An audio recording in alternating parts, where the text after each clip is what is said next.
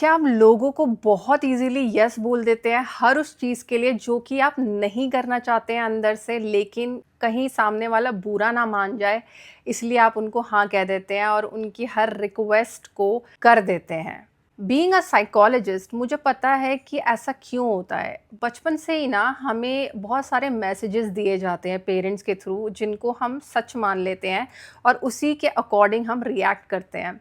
जैसे बचपन से ही ना हमको बोला जाता है कि आर्ग्यू मत करो बिल्कुल भी, हमारी सारी बात मानो, और काफ़ी चीज़ें हमको बोली जाती है, दूसरों को दुखी मत करो, ये तुम्हारी रिस्पॉन्सिबिलिटी है कि लोगों को खुश रखना है। अगर तुमने ये काम नहीं किया तो तुम या तो खराब लड़की हो या तो खराब बॉय हो, है ना? गुड बॉय और गुड गर्ल वाला इमेज हमारे माइंड में बचपन से क्रिएट करने की कोशिश की जाती है और हम पे वो डिसीजंस थोपे जाते हैं जो हम कभी चाहते ही नहीं हैं करना।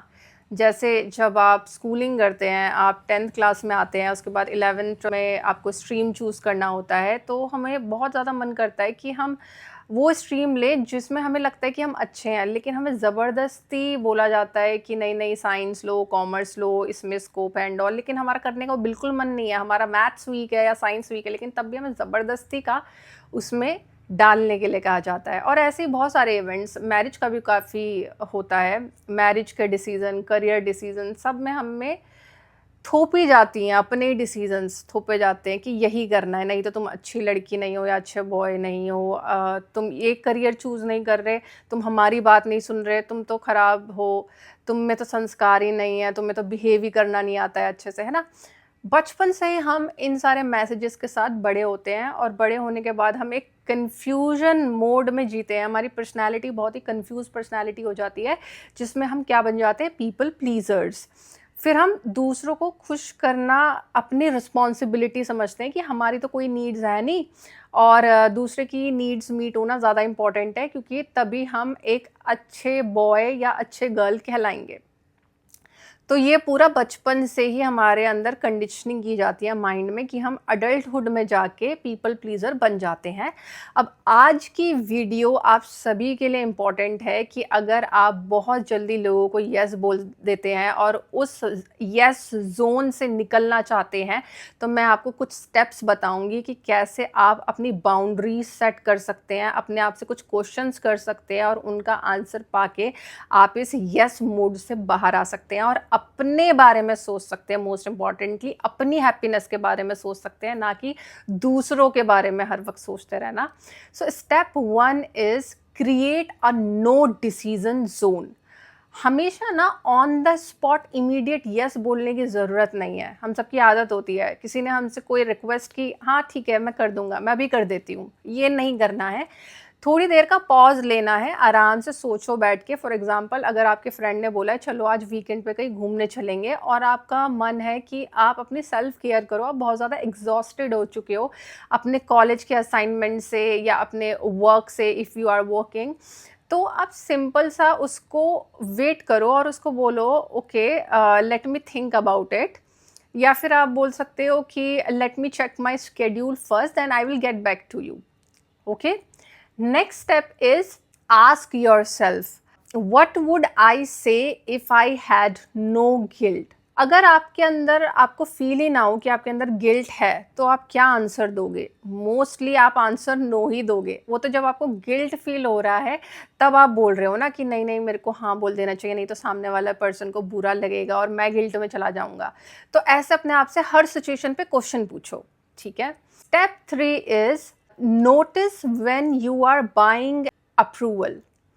कई बार क्या होता है ना, हम लोग जो हेल्प करते हैं ना, हमारा हेल्प करने का मन नहीं करता है, इट्स जस्ट कि हम वैलिडेशन, सामने वाले से वैलिडेशन पाने के लिए सामने वाले की हेल्प करते हैं। फॉर एग्जाम्पल, मान लीजिए आप वर्किंग है और आप एक्स्ट्रा आवर्स दे रहे हैं अपनी जॉब में ताकि आपका बॉस आपकी तारीफ करे और उसके बाद फिर आपका प्रमोशन हो जाए, ठीक है? अब आपको अपने आप से एक क्वेश्चन करना है। क्या क्वेश्चन आप अपने आप से करेंगे कि क्या मैं, अगर मुझे प्रेज ना मिले अपने बॉस से, तब भी मैं ये एक्स्ट्रा आवर्स देने के लिए तैयार हूँ?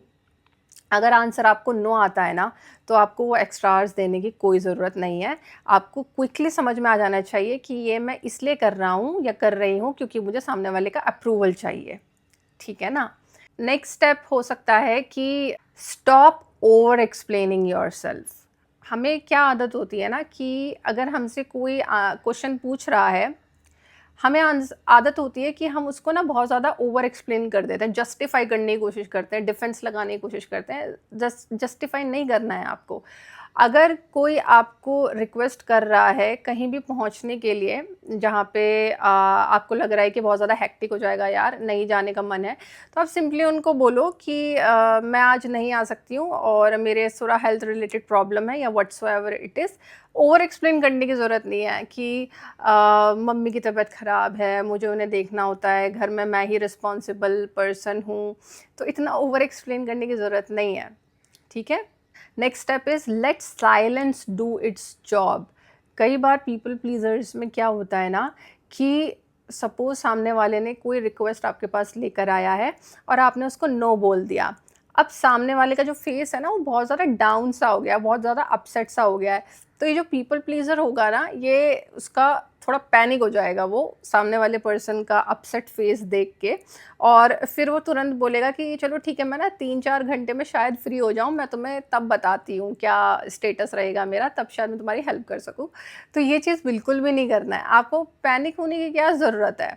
सामने वाला अगर अपसेट हुआ है आपके नो बोलने से, तो वो उसका प्रॉब्लम है ना, उसमें इमोशनल रेगुलेशन की कमी है, वो अपना इमोशनली अपने आप को रेगुलेट नहीं कर पा रहा है। हम हर किसी की खुशी के लिए रिस्पॉन्सिबल थोड़ी ना है, वो खुशी तो उनकी खुद की क्रिएशन है।